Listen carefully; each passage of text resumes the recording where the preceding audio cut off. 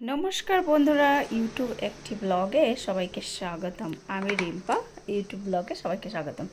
তো আমি চলে এসেছি আজকে চিংড়ি মাছ মালাইকারি রেসিপি নিয়ে। তো অনেক মজাদার হতে চলেছে, জমজমাট হতে চলেছে। যারা খাদ্য লাভার, ফুড লাভার, তাদের জন্য তো একদম জমে যাবে। যাই হোক, তো আমি এখানে জোগাড়টা দেখেই সবাই বুঝে গেছো। আমি আগে থেকে মাছ ধুয়ে রেখেছিলাম, সেখানে লবণ হলুদ দিয়ে একটু ম্যারিনেট করে রেখেছিলাম। এখানে আমি কড়াইয়ে একটু কড়াই গরম করে একটু তেল দিয়ে দিয়েছি।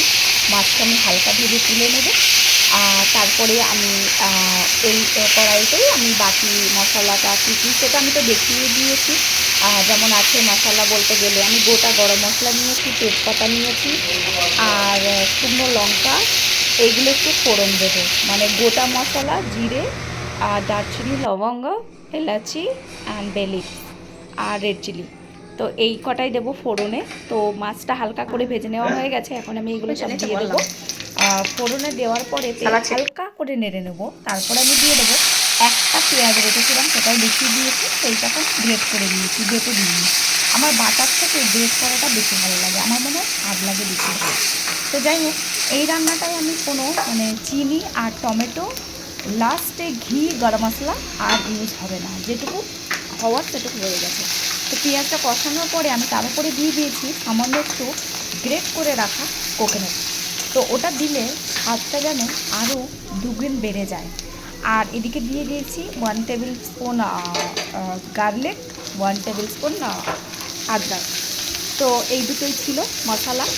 আর গুঁড়ো মশলা বলতে গেলে turmeric powder, red chilli powder, ধনিয়া পাউডার অ্যান্ড জিরা পাউডার, সাথে লবণ। তো এটা দিয়ে সব কিছু আমি ভালো করে মিক্স করে নেব।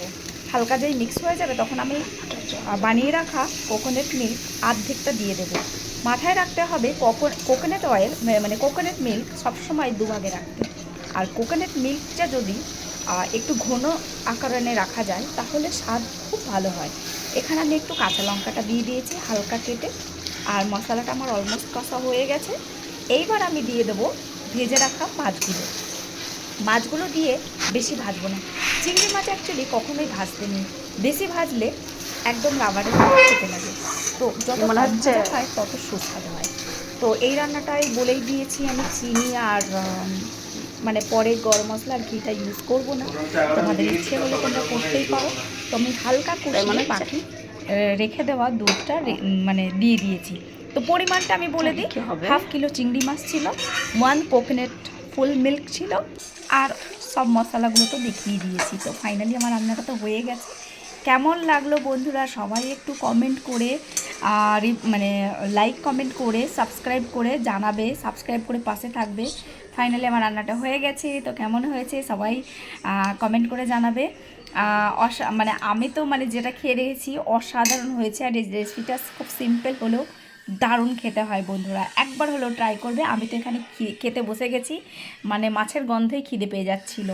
তো টাটা বন্ধুরা, ভালো থাকবে, সুস্থ থাকবে, সাবস্ক্রাইব করে পাশে থাকবে। ভিডিওটা ভালো লাগলে শেয়ার করে দেবে।